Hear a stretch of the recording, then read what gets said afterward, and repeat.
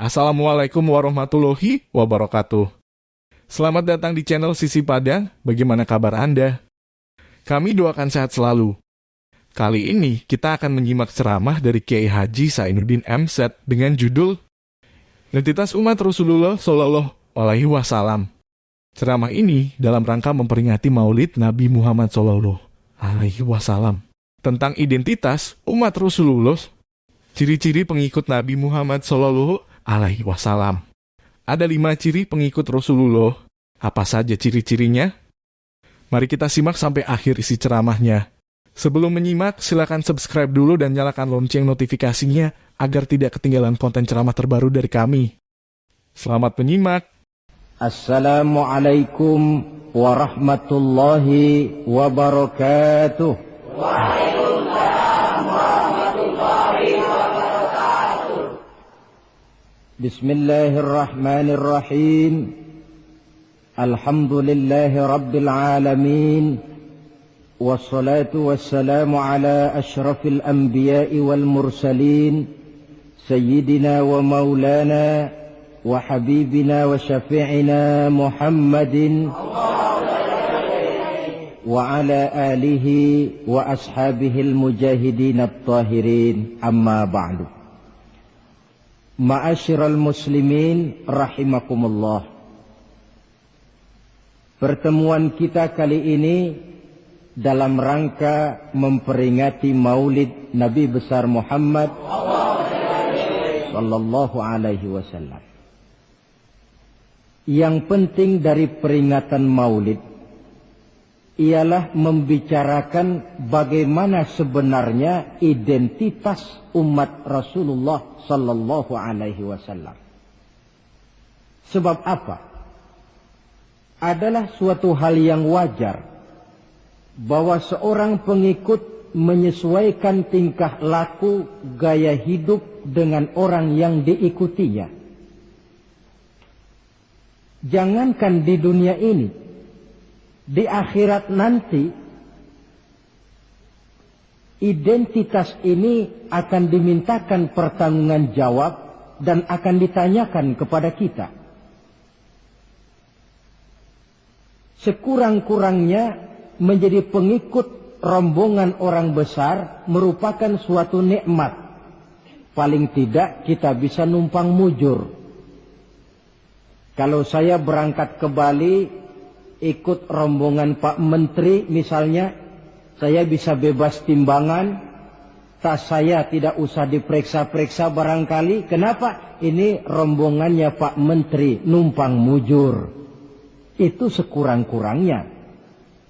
Tetapi tentu untuk menjadi anggota rombongan Pak Menteri ini kan harus ada tanda, ciri-ciri atau yang disebut identitas. Kalau kita mengaku dan memproklamirkan diri sebagai umat Nabi Muhammad, sebagai pengikut beliau, apa sih identitasnya, ciri-cirinya? Inilah yang akan kita bicarakan pada kesempatan ini, bersumber dari surah Al-Fatah ayat 29. Allah subhanahu wa ta'ala menjelaskan Muhammadur Rasulullah, bahwa Nabi Muhammad itu adalah utusan Allah, pesuruh Allah, walladzina ma'ahu, dan orang-orang yang bersamanya, orang yang mengikuti ajarannya, para sahabatnya, kita ini para pengikutnya, mempunyai ciri atau identitas. Dalam ayat ini ada 5 ciri yang dijelaskan.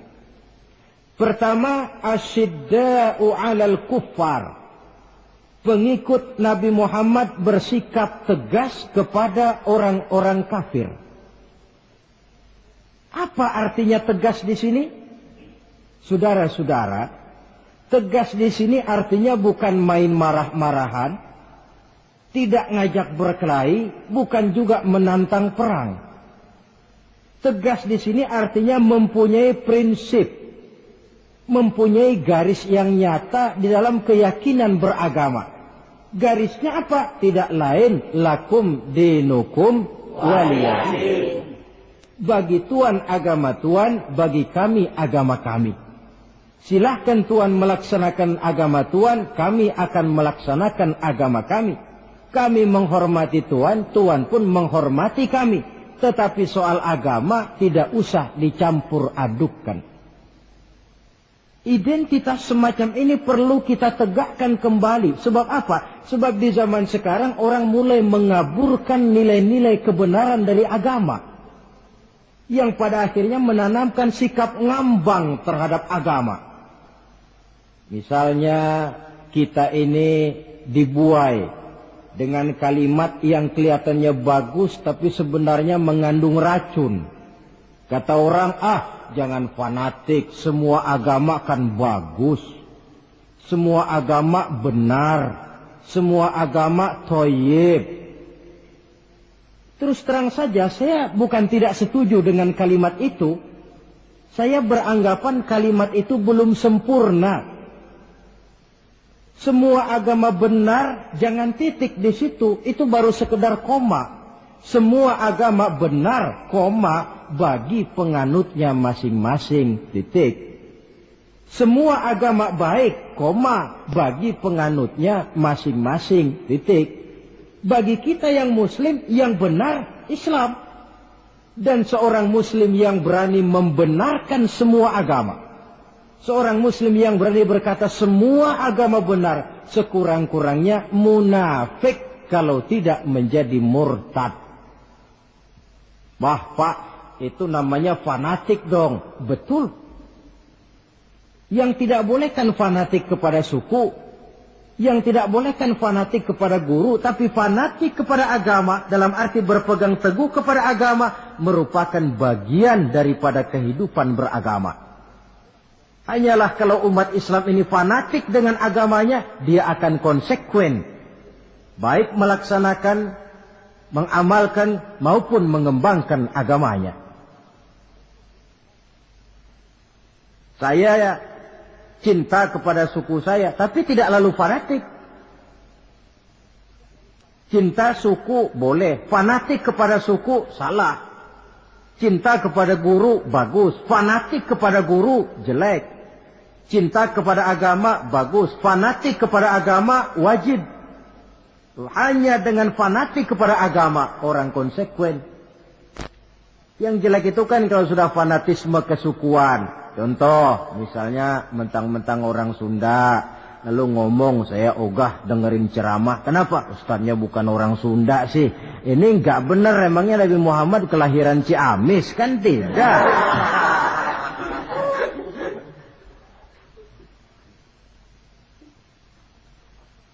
Toleransi ada tempatnya, tetapi tidak menyangkut masalah-masalah ritual, tidak menyangkut masalah-masalah ibadah. Soal bikin jalan umum, mari bersama saudara-saudara kita yang lain agama, membangun puskesmas, mari bersama-sama, menjaga keamanan, mari sama-sama. Tapi kalau sudah menyangkut masalah ibadah, kembali kita kepada prinsip lakum dinukum waliyadin. Bagi Tuhan silakan melaksanakan agama Tuhan, kami pun akan melaksanakan agama kami. Silahkan menyebarkan agama, tetapi jangan kepada orang yang sudah beragama. Ini batas toleransi. Jangan menyebarkan agama kepada orang yang sudah beragama. Maka dalam sejarah sudah dibuktikan, alhamdulillah, kalau kita mau objektif menilai sejarah, ketoleransian umat Islam itu sudah dibuktikan oleh fakta sejarah. Tetapi tanpa harus mengorbankan nilai-nilai akidah, keyakinan-keyakinan yang harus kita jaga dan kita pertahankan. Taruhlah kita sekarang masih disanggup berkata dan berpendirian semacam itu. Anak kita, keturunan kita, generasi yang akan datang, jikalau ditanamkan rasa ngambang terhadap agama, lambat laun akan makin tipis nilai-nilai religius itu melekat di dalam jiwanya. Dan akibatnya akan rawan. Kemajuan macam apapun, modernisasi macam apapun, kalau sudah terlepas dari kaitan kehidupan beragama, tidak akan banyak menolong untuk mensejahterakan umat manusia. Asyidda'u 'alal kuffar, bersikap tegas kepada orang-orang kafir. Ini sikap yang pertama. Identitas yang pertama. Yang kedua, ruhama'u bainahum. Kasih sayang kepada sesama mereka. Kalau kepada orang kafir tegasnya bukan main, tapi kembali ke dalam, kembali kepada sesama muslim, kasih sayang setengah mati. Saling asah, saling asih, saling asuh, saling mengalah buat kepentingan yang lain. Ini sudah dicontohkan dalam sejarah ketika Rasulullah dan para sahabat hijrah ke Madinah. Orang Madinah yang menyambut kedatangan orang Mekah itu kan disebut Ansor. Betul apa betul? Lah orang Makkah ini yang hijrah ke Madinah disebut kaum muhajirin. Apa orang Madinah menyambut kedatangan orang Makkah itu mentang-mentang orang asli Madinah lalu tolak pinggang? Kamu kemari pendatang ya, awas jangan bertingkah. Tidak. Masing-masing malah mencari saudara. Karena apa? Persaudaraan dalam Islam diikat dengan akidah. Artinya ini dari manapun orang datang, apapun warna kulitnya, bahasa apapun yang dia pakai, jikalau akidahnya sama, dia saudara kita. Hadirin, terus terang saja ya. Banyak orang-orang yang tidak senang kalau melihat umat Islam sampai bersatu.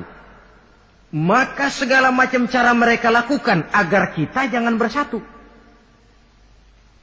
Terang-terangan menghantam Islam, tidak mungkin orang berani. Kenapa? Saya pikir sebodoh-bodohnya umat Islam, dia masih fanatik sama agamanya. Dia masih sanggup bilang, "Mas, gue emang gak sembayang, tapi agama gue lu hina, gue bacok lu." Itu kan positif, fanatisme agama namanya. Maka orang menghantam Islam itu lalu gak berani terang-terangan. Caranya belajar dari Van der Plas, belajar dari Snokhorgronya. Mau menghantam Islam, masuk ke tengah-tengah umat Islam. Pakai peci, kalau perlu pakai sorban, pakai sorban. Tidak bisa assalamualaikum, latihan assalamualaikum. Hantam Islam dari dalam. Caranya, kalau perlu dibuatkan merek-merek Islam. Yang mereknya Islam, tapi tujuannya bikin kacau dalam Islam. Muncullah yang namanya Islam ingkar sunnah. Muncul yang namanya Islam sejati. Islam. Mereknya Islam. Tujuannya bikin kacau dalam Islam. Kalau dia sudah mengkafirkan orang lain yang tidak sepaham dengan dia. Tidak mau bermakmum kepada orang yang sepaham dengan dia. Kalau cara ini tidak kena, mereka putar lagu lama. Apa lagu lama itu? Lagu khilafiyah. Lagu lama itu. Supaya kita sengketa sesama kita, mempersoalkan hal-hal kecil. Waktu terbuang, energi habis untuk mempermasalahkan hal yang tak pernah kunjung selesai. Sering kejadian toh di kampung-kampung. Yang satu pakai usolli, yang satu tidak, lalu pisah RT. Yang satu azan sekali Jumatan, yang satu 2 kali, lalu bangun masjid lagi. Yang satu kunut, yang satu tidak, asah golok. Persoalan yang semacam ini sampai kiamat tidak akan kunjung selesai. Oleh karena itu potensi yang besar ini tidak tersalurkan dengan wajar karena kita centang perenang di dalam. Tidak pandai menjaga kesatuan dan persatuan sebagai modal dasar untuk berbuat yang lebih baik. Adalah lebih baik kita ini mencari titik-titik persamaan dan bukan memperbesar pola perbedaan. Ruhama'u bainahum, kasih sayang sesama mereka. Imam Ghazali memberikan contoh kun kal yadain wala takun kal uzunain. Hai umat Islam, hiduplah kamu seperti 2 tangan. Saling asah, saling asih, saling asuh, saling mengalah buat kepentingan yang lain. Coba lihat 2 tangan kita, rukunnya bukan main. Kalau tangan kanan maju ke depan, kata yang kiri, oke, saya mengalah. Dia mundur ke belakang. Kiri di depan, kata kanan, sekarang giliran saya ngalah. Dia mundur ke belakang. Akhirnya kita jalan lenggang. Enak nggak dilihat orang? Coba kalau nggak ada yang mau ngalah. Tangan kanan ke depan, kata yang kiri, gue juga bisa. Dia ke depan lagi. Pan kayak robot kita jalan. Lalu mekanisme kerjanya. Tangan kanan kerjanya bagus-bagus toh. Salaman tangan kanan, tanda tangan kanan, hitung duit tangan kanan, ambil kue tangan kanan. Kiri nggak pernah protes, tahu posisi. Memang tugas saya bidang pembersihan. Ya pembersihan saja dilakoni. Artinya apa ini? Yang satu dengan yang lain saling memperkuat walaupun komposisinya berbeda. Dicontohkan dalam perjalanan kehidupan sahabat Nabi. Sahabat Nabi yang paling terkenal itu 4 orang. Sayyidina Abu Bakar, Sayyidina Umar bin Al-Khattab, Sayyidina Utsman bin Affan, Sayyidina Ali bin Abi Thalib. 4 sahabat ini kalau kita lihat komposisinya, keahliannya lain-lain. Coba, ada Sayyidina Abu Bakar, ini sahabat merangkap mertua. Kalau bahasa sekarang Abu Bakar ini disebut kiai diplomat. Kiai karena beliau orang alim, diplomat karena pandai bersiasat, ahli politik. Kemampuan berpolitiknya digunakan buat kepentingan agama. Sebab siapapun yang berpolitik untuk kepentingan agama, tentu kita doakan. Tetapi siapapun yang jual agama untuk kepentingan politik, kita juga berdoa. Cuma tentu doanya lain dengan yang berpolitik buat agama tadi. Saudara hadirin yang saya hormati. Ada Umar bin Khattab. Ini kalau bahasa sekarang disebut imam jenderal ini. Imam tapi jenderal. Jenderal tapi imam. Kenapa imam? Karena dia mampu memimpin jamaah di masjid. Kenapa jenderal? Karena dia sanggup memimpin tentara di medan perang.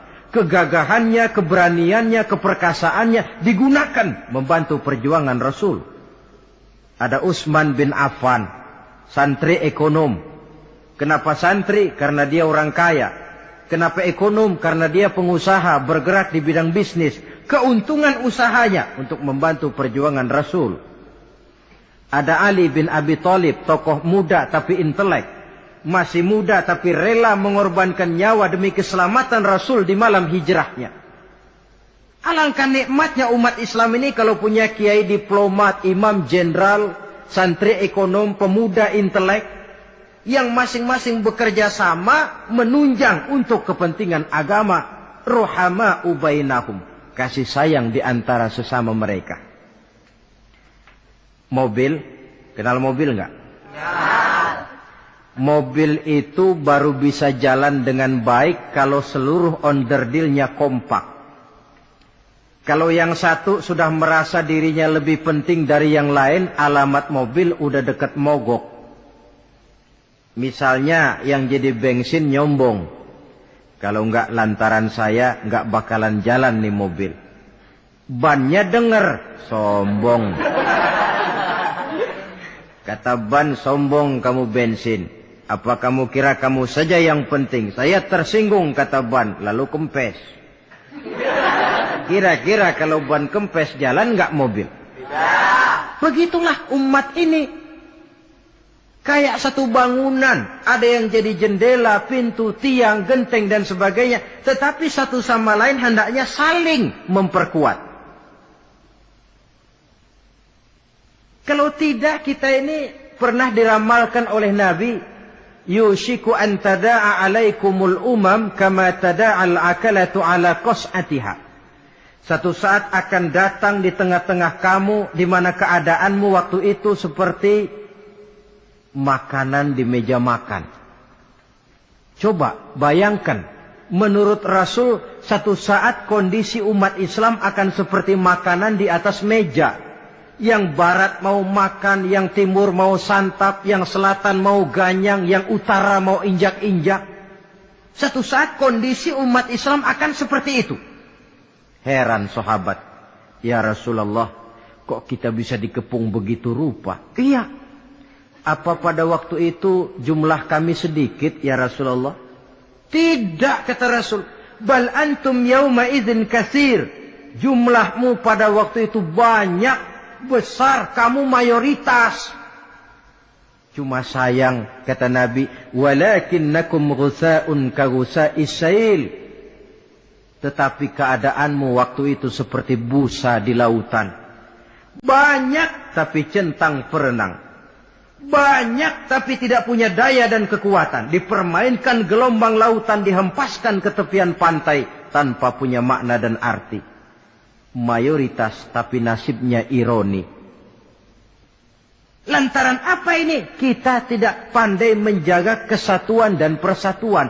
Prinsip ruhama'u bainahum, kasih sayang di antara sesama mereka, belum bisa kita wujudkan.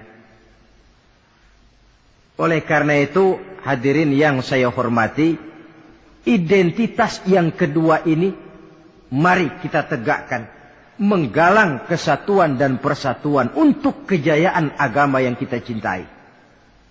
Soal posisi silahkan berbeda, soal profesi silahkan berbeda, tetapi hendaknya perbedaan ini tidak menyebabkan persimpangan tujuan.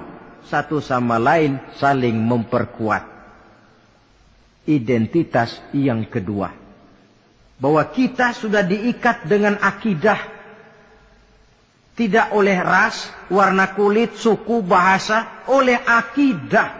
Satu kali orang sudah syahadat, dia adalah saudara kita. Sudah lewat masanya di mana kita umat Islam ini dikotak-kotakan, dan sudah datang waktunya di mana kita bersatu, saling menunjang, saling membantu, sehingga dengan demikian terwujudlah satu masyarakat yang diikat dengan nilai-nilai akidah. Ini yang kedua, kasih sayang kepada sesama muslim. Satu badan itu kalau yang satu sakit, yang lain kan akan ikut merasa sakit. Saudara jalan tengah malam, ibu jari tersandung batu, beletak. Begitu ibu jari tersandung batu, kontan, darah keluar, mulut bilang aduh, kepala ikut pusing, enggak pakai diundang. Solidaritas sosial yang terjadi secara reflektif. Tidak ada ibu jari tersandung, mulutnya malah ngomel, rasain lo. Masa nyumpain badan sendiri, kan tidak mungkin. Tapi ini yang terjadi, kita lihat. Akibat apa? Tidak terwujudnya solidaritas sosial yang bersifat refleksif tadi. Nah, inilah saudara-saudara identitas yang kedua. Yang ketiga sekarang, pengikut Nabi Muhammad sallallahu alaihi wasallam itu cirinya yang ketiga, tarahum rukka'an sujjada. Engkau lihat mereka ruku dan sujud, mendirikan solat. Ini identitas, ciri. Di akhirat nanti akan diperiksa dengan seadil-adilnya. Siapa? Saya, Pak. Saya siapa? Pengikut Nabi Muhammad. Betul? Betul. Baik. Pengikut Nabi Muhammad itu tandanya ruka'an sujada, ruku dan sujud. Sampean ngaku umat Nabi Muhammad, sujud? Pernah sembahyang? Sembahyang juga, Pak. Berapa kali? Gak banyak-banyak, Pak. Setahun 2 kali. Kapan itu? Idul Fitri sama Idul Adha. Kata petugas, syarat kurang, minggir. Sebab sering dikatakan sholat itu kan ada yang harian, ada yang mingguan, ada yang tahunan. Ada yang sholatnya harian. Yang harian ini juga 2 macam. Ada yang belang-belang, ada yang mulus. Kalau yang belang-belang itu kalau zuhur sholat, asar out. Asar kepegang, maghribnya melayang. Maghrib ketangkep, isaknya terbang. Itu lumayan ketimbang yang seminggu sekali cuma Jumat saja.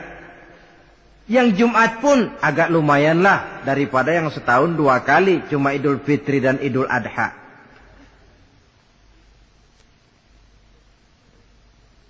Tetapi bagaimanapun juga sholat ini memang merupakan keperluan dalam kehidupan kita. Ciri identitas yang memperkaya kepribadian. Pengikut Nabi orangnya ruku dan sujud. Sehingga di zaman sahabat tadi kondisi mereka digambarkan kalau siang seperti kuda perang, tetapi kalau malam seperti pendeta. Maksudnya apa? Di medan perang mereka gagah. Tapi kalau sudah ruku dan sujud, bukan main khusyuknya. Ruku dan sujud. Dengan kata lain, ciri pengikut Nabi Muhammad orangnya mendirikan sholat. Nah, masalahnya sekarang apa perlunya sholat dalam kehidupan kita? Yang jelas dia untuk menggembirakan Allah kok. Se-ASEAN orang tidak ada yang sholat, Allah tidak akan berhenti jadi Tuhan. Manfaatnya akan kembali kepada kehidupan. Nah, apa perlunya sholat dalam kehidupan kita? Ada beberapa hal yang bisa kita angkat ke permukaan tentang perlunya sholat ini. Jadi sholat itu perlunya kita. Sehingga suatu saat nanti kita tidak lagi berkata saya wajib sholat. Tapi kita akan berkata saya perlu sholat. Apa perlunya sholat dalam kehidupan kita? Pertama, sholat itu membuat orang rendah hati.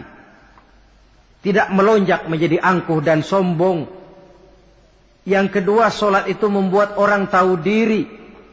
Yang ketiga, sholat itu mendatangkan ketenangan jiwa dan ketentraman batin. Lantaran orang punya sandaran vertikal kepada Allah. Sehingga agama menekankan benar ini. Bukan cuma untuk kita, tapi juga anak kita, keturunan kita. Sehingga Nabi mengajarkan, ajari didik anak-anakmu sholat pada umur 7 tahun. Kalau umur 10 tahun mereka sudah berani meninggalkan sholat, pukul. Bukan dengan tujuan menyakiti, tapi mendidik anak supaya disiplin dengan sholatnya. Kayaknya kita yang hidup di zaman serba modern ini, soal anak mau sholat atau tidak, kayaknya orang tua itu, kalau istilah anak sekarang, cuek-cuek aja. Jarang yang mengadakan inspeksi, pengecekan anaknya sudah sholat apa belum. Lalu sholatnya disiplin apa tidak. Jarang yang memberikan sugesti dan rangsangan supaya anaknya mendirikan sholat. Saya jarang mendengar orang tua muslim yang berkata, nak, kalau kau hafal Fatihah dengan artinya bapak beliin sepatu baru. Nak, kalau kau hafal juz amma, bapak beliin sepeda. Sugesti untuk hal-hal yang bersifat agama sangat langka. Tapi kalau sudah hal-hal yang bersifat umum, wah, nak, kalau kamu lulus nanti SD ya, kita piknik ke Tangkuban Perahu, lulus SMP tur ke Bali, lulus SMA piknik ke Singapura. Rangsangan dan dorongan, baguslah itu.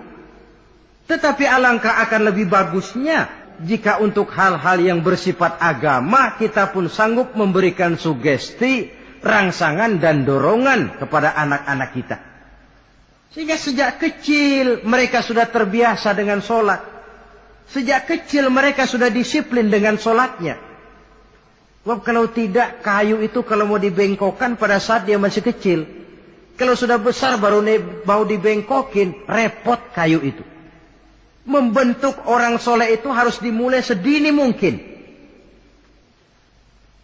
Karena itu salah satu fungsi sholat Allah jelaskan, inna sholata tanha 'anil fahsya wal munkar. Bahwa sholat yang dikerjakan dengan betul mampu mencegah manusia dari perbuatan yang keji dan munkar. Jadi dengan kata lain, orang yang disiplin dengan sholat terpeliharalah dirinya dari perbuatan yang keji dan munkar. Hadirin yang saya hormati, suatu kenyataan barangkali yang memang tidak bisa kita pungkiri. Bahwa kemajuan ilmu pengetahuan dan teknologi sekarang ini makin mengagumkan. Dunia seolah-olah telah dirombak oleh manusia dari sebuah daerah kosong menjadi gedung-gedung pencakar langit yang tinggi. Orang sudah bertandang ke bulan, dan dalam beberapa tahun mendatang boleh jadi akan bertandang pula ke planet-planet lainnya. Kekurangan air minum bisa diatasi dengan penyulingan air laut. Kekurangan areal pertanian bisa diatasi dengan merombak gurun pasir yang gersang dan tandus menjadi sawah ladang yang menghasilkan kebutuhan hidup manusia. Tapi seiring dengan itu menjadi pertanyaan, makin sejahterakah umat manusia? Tercapaikah kebahagiaan? Pada sisi lain kita melihat kemajuan itu melahirkan hal-hal yang tidak kita harapkan. Apa yang kita sebut dengan penyakit dunia modern, yang rupanya makin banyak dokter, makin banyak juga penyakit, makin banyak rumah sakit, makin aneh nama penyakit. Pola yang paling berbahaya ialah jikalau kemajuan itu menyebabkan manusia sampai mendewa-dewakan ilmu dan teknologi. Dan ini yang sering saya istilahkan dengan berhala abad 20.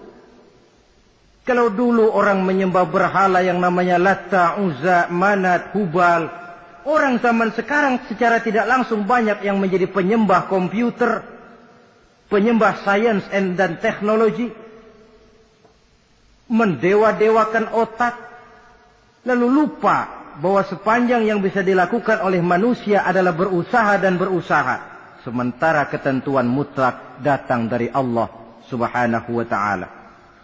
Disinilah perlunya ruku dan sujud, agar manusia tahu benar hakikat dari mana dia datang, di mana dia sekarang, mau apa dia di sini, dan kemana dia akan pulang. Oleh karena itu, pada kesempatan ini saya mengajak, marilah identitas ini kita tegakkan dalam diri kita, menjadi pengikut yang ruku dan sujud di hadapan Allah. Sebab di sana terdapat sumber kekuatan. Baik dia kekuatan batin, kekuatan jiwa, kekuatan dalam semangat perjuangan, kekuatan dalam menegakkan yang ma'ruf dan menghancurkan yang munkar, sandaran kita kepada Allah.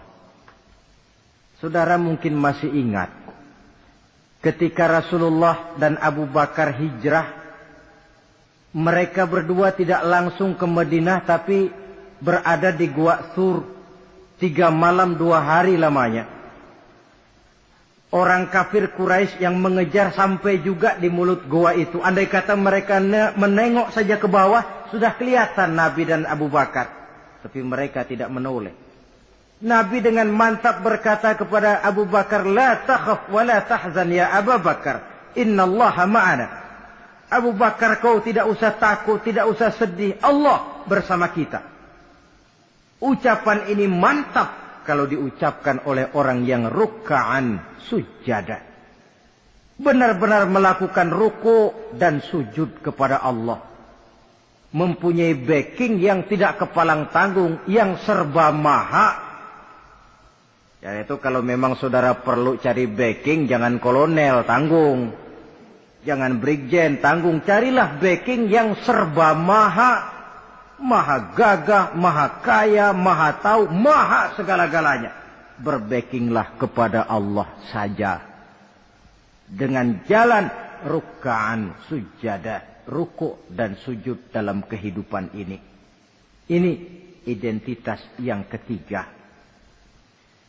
Yang keempat sekarang, pengikut Nabi itu apa tandanya? Yabtaghuna fadlan minallah wa ridwana. Mereka selalu mencari karunia dan keridhaan Allah. Karunia dan keridhaan.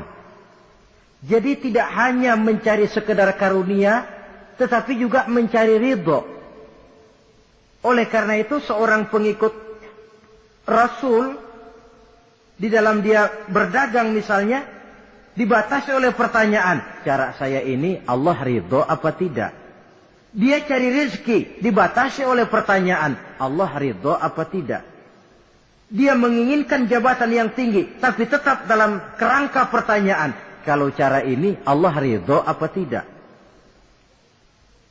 Sehingga tidak lantas menghalalkan cara.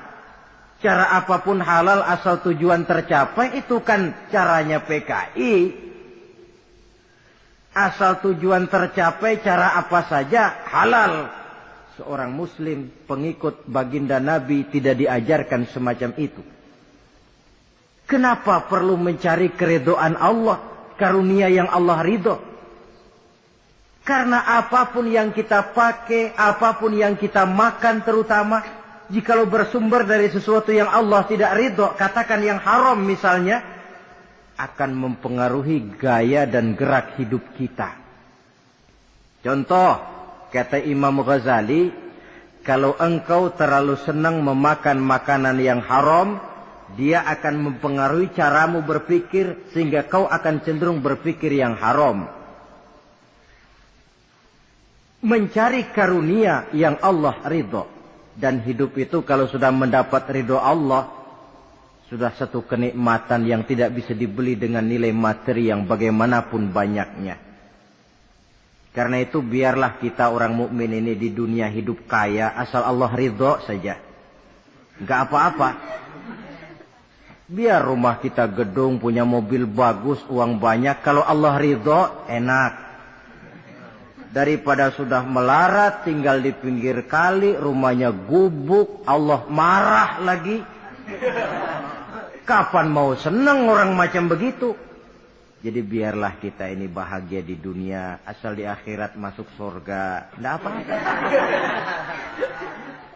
Mencapai kebahagiaan di dunia dan di akhirat. Cari karunia Allah sebanyak-banyaknya. Karena memang bumi dan segala fasilitasnya diperuntukkan bagi manusia. Dan karunia Allah itu ada dimanapun kita pergi. Dahulu ketika turun perintah hijrah, sebagian sahabat berpikir-pikir, kalau saya hijrah ke Madinah, di Madinah mau makan apa saya? Ini Mekah kan jelek-jelek kampung sendiri. Umpama kepepet, ngutang-ngutang dikit, orang masih percaya lah. Kalau ke Madinah, ngutang sama siapa? Takut dia kalau hijrah ke Madinah tidak dapat makan.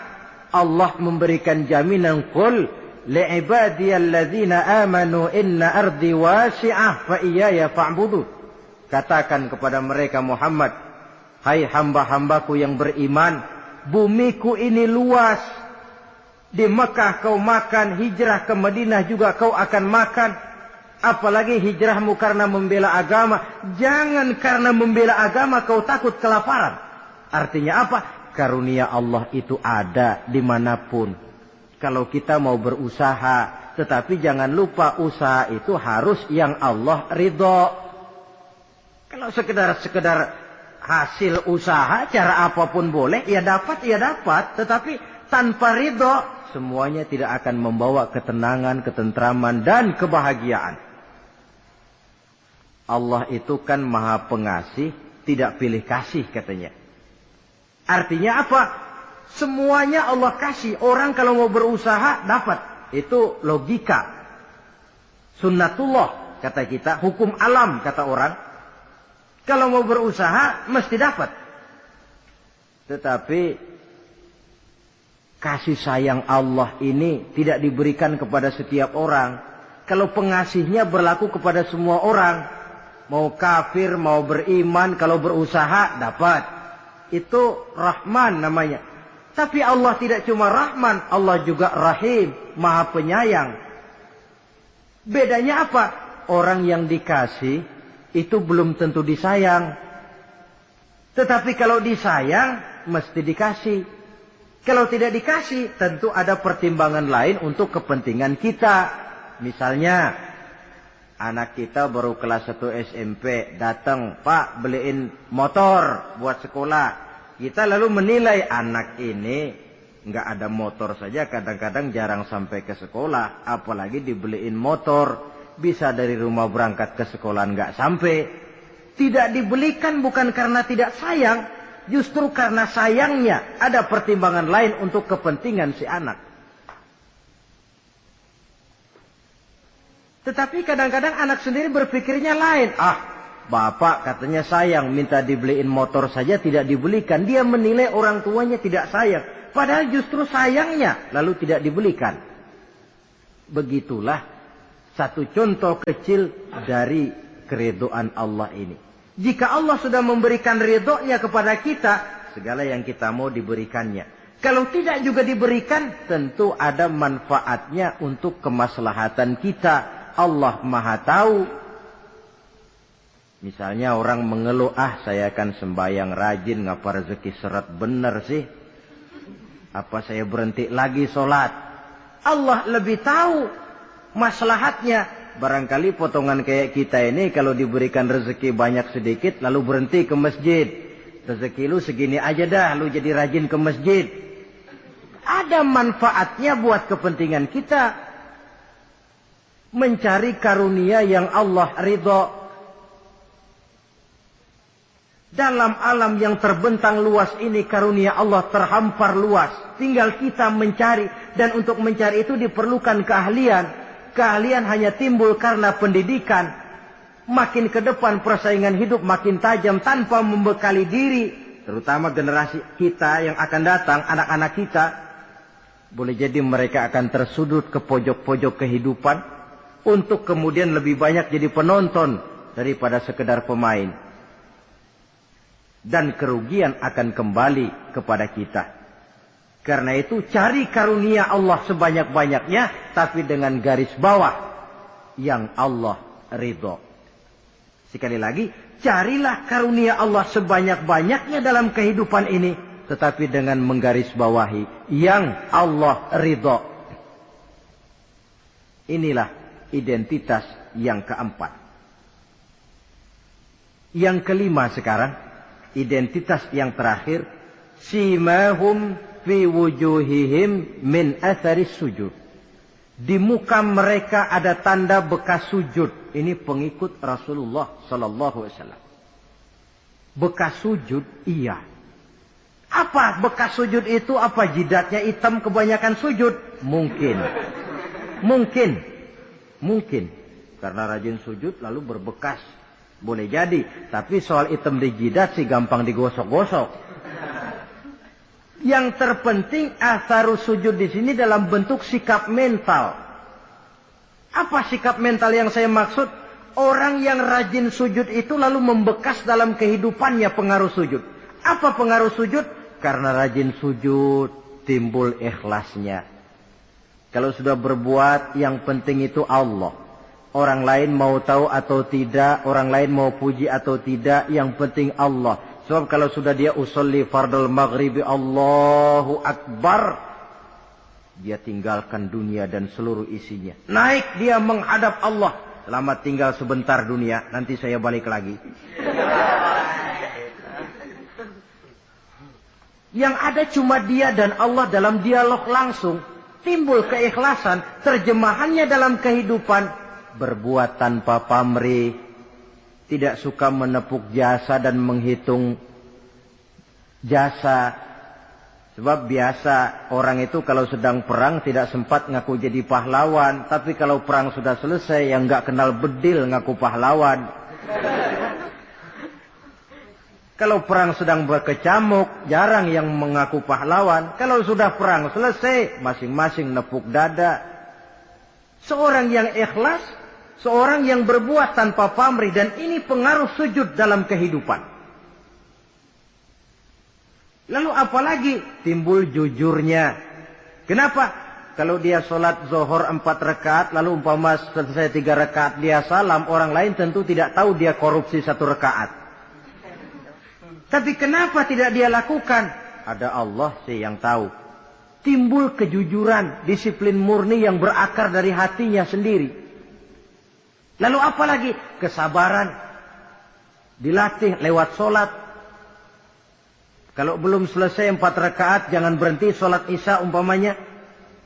Dan banyak lagi pengaruh-pengaruh atharus sujud. Ini di dunia. Di akhirat nanti kata Nabi, inna ummati ya'tuna yawmal qiyamah ghurran muhajjalin min atharil wudu. Umatku di hari kiamat nanti akan datang menghadap Allah dengan muka berseri-seri dari sebab air wudu. Mukanya bersinar-sinar karena di dunia rajin wudu. Sehingga barangkali di akhirat nggak perlu ngaku-ngaku kita. Ya Rasulullah, saya umatmu, tidak perlu. Rasulullah lihat sendiri, wah ini mukanya bersinar-sinar. Ta'ali ummati, umatku sini, umatku sini. Kalau di dunia rajin kena air wudu. Ya rajin wudhu artinya kan rajin sholat. Masa ada orang wudhu aja nggak sholat, kan model. Kalau muka tidak pernah tersentuh wudhu, kalau muka tidak pernah sujud, teriak-teriak kita mengaku ya Rasulullah saya umatmu ya Rasulullah. Kata Rasulullah nggak ada umat saya yang dekil kayak sampean.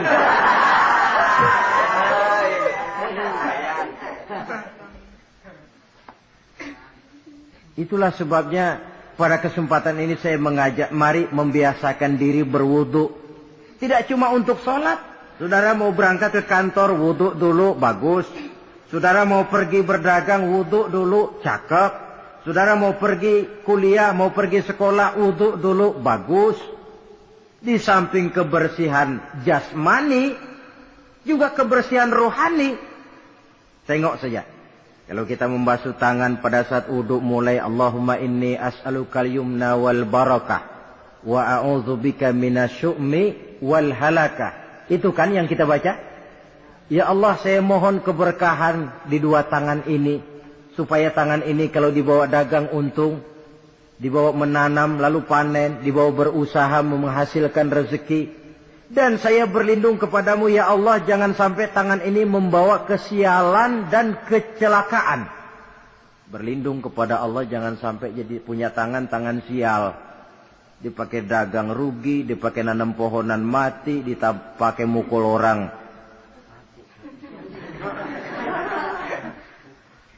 Tangan sial.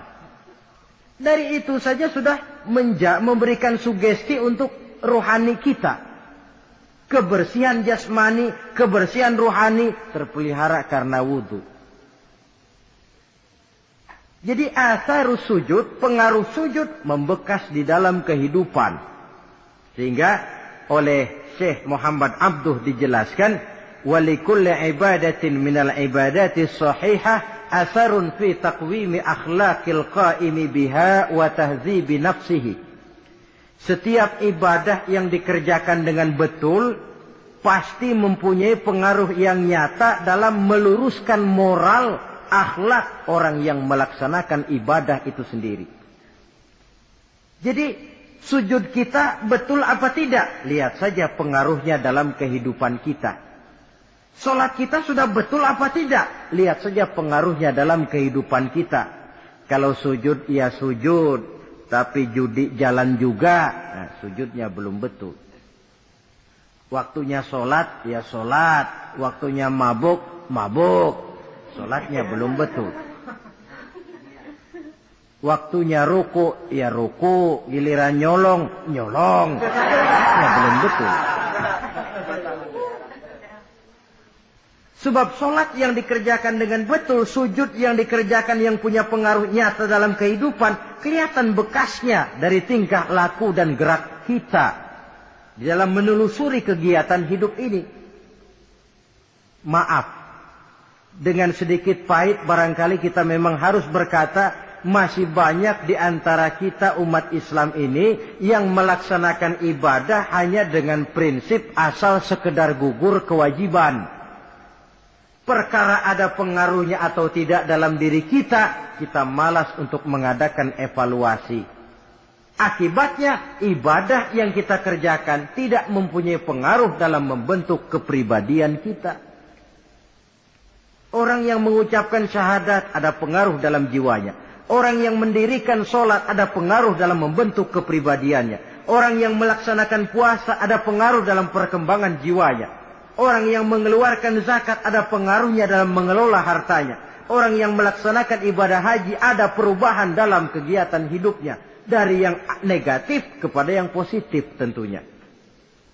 Simahum fi wujuhihim min athari sujud. Di muka mereka, di muka pengikut Rasulullah ini ada tanda pengaruh bekas sujud. Karena rajinnya dia melaksanakan sujud di dalam kehidupan ini. Nampak pengaruh yang nyata di dalam kehidupannya, dalam gerak dan tingkah lakunya. Saudara hadirin, ma'asyiral muslimin rahimakumullah. Inilah 5 identitas yang harus kita tegakkan jikalau kita mau jadi umat yang konsekuen. Tidak sekedar bangga-banggaan menyandang titel umat Nabi, apalagi konon mengharapkan syafaatnya di akhirat nanti, padahal sebagai pengikut kita tidak menyesuaikan diri dengan yang kita ikuti. Bagaimana mau mengharapkan fasilitas yang namanya syafaat? Bahwa syafaat pertolongan Rasul itu ada, tetapi fungsinya kan ibarat orang punya kain, syafaat itu nambel. Saudara punya kain, sobek-sobek sedikit, ditambal oleh yang namanya syafaat. Sholat kurang sedikit, ditambal oleh syafaat. Sodakoh ada campur riak sedikit, tidak karena Allah sedikit. Syafaat. Jadi kalau punya kain, sobek ada syafaat. Lah kalau kainnya tidak punya, yang mau ditambal apanya? Sholat tidak, puasa tidak, di akhirat aman dah dapat syafaat. Tentu terlalu berlebihan, terlalu optimis mengharapkan sesuatu yang kita memang tidak punya modal dasar untuk memperolehnya. Baiklah ya, kesimpulan. Pertama, sebagai pengikut kita harus menyesuaikan diri dengan yang kita ikuti. Identitas. Suatu umat hanya akan berwibawa, hanya akan dihitung dan dipandang orang kalau dia tegak dengan identitasnya. Kalau macan sudah kehilangan sifat galaknya, orang tidak takut lagi kepada macan.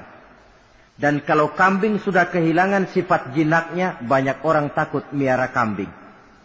Kalau umat Islam sudah kehilangan identitasnya, dia akan menjadi umat yang kehilangan wibawa dan tidak pernah ditakuti oleh musuh-musuhnya. Seenaknya saja orang mengacak-acak kehidupan kita sebagai umat, kalau tidak punya identitas. Yang kedua, kesimpulan yang kedua, identitas itu bisa kita ringkaskan. Pertama, tegak dengan keyakinan inna dina indallahil Islam. Menumbuhkan fanatisme agama dalam arti berpegang teguh kepada agama. Menempatkan toleransi pada tempatnya yang wajar.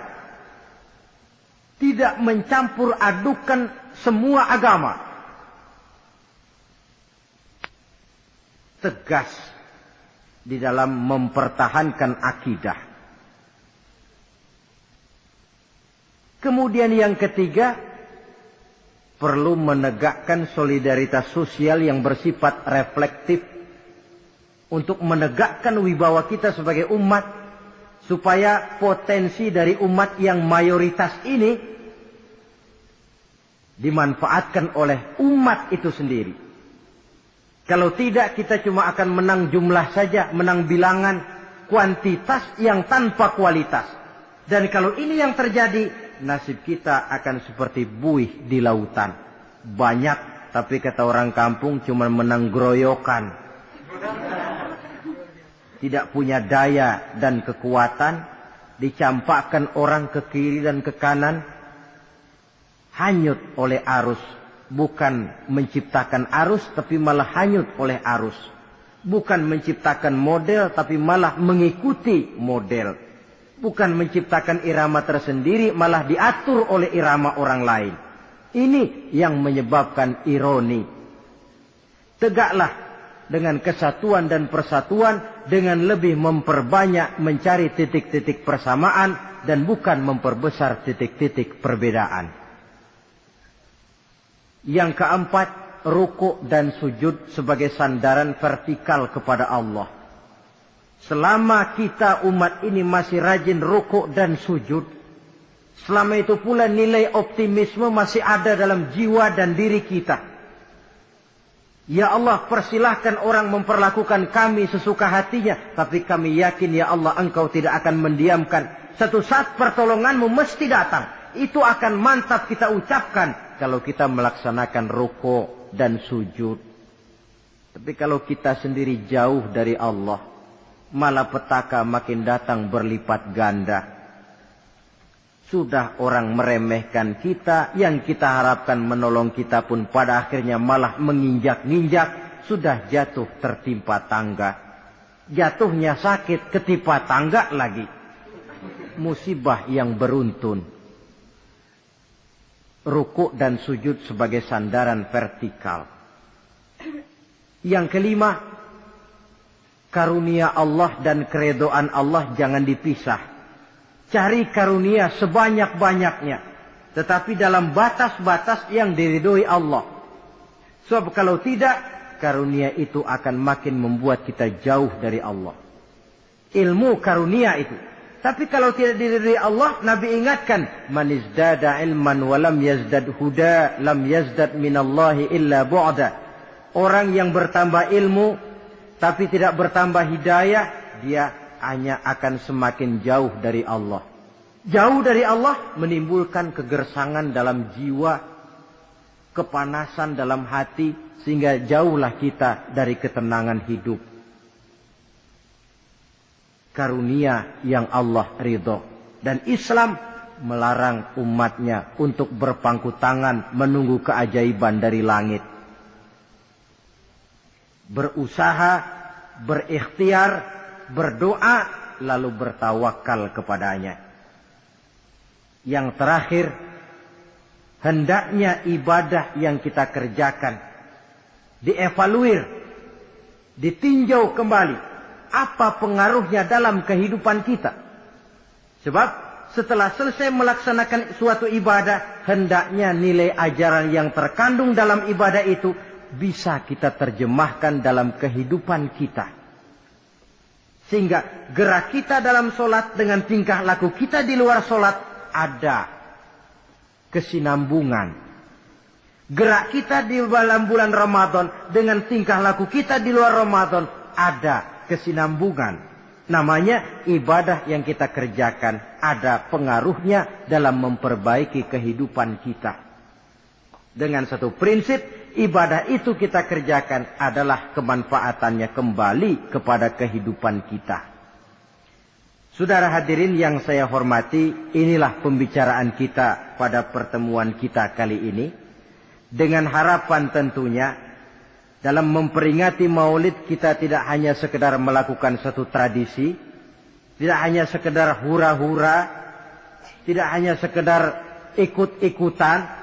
Sebab bagaimanapun peringatan semacam ini bukan tujuan. Ini cuma sekedar alat. Kalau peringatannya yang jadi tujuan, selesai memperingati, selesai sudah. Kayak saudara tujuannya mau ke Bogor. Kira-kira kalau sudah sampai Bogor pulang lagi enggak? Pulang. Kenapa? Tujuan sudah tercapai.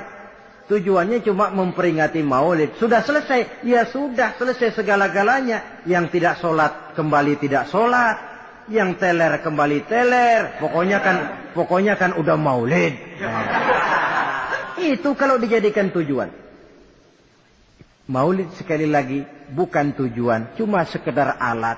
Tujuan kita diantaranya mencari identitas, menyesuaikan diri sebagai seorang pengikut dengan Rasulullah yang kita ikuti itu.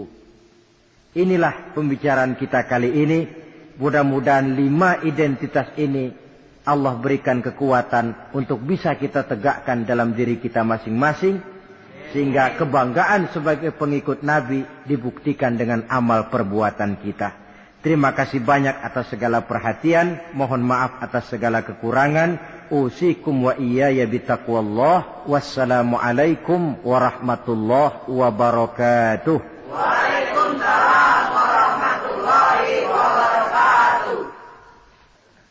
Nah, demikian tadi kajian ceramah dari Kiai Haji Sainuddin MZ dengan judul Identitas Umat Rasulullah Shallallahu Alaihi Wasallam. Semoga bermanfaat bagi kita semua.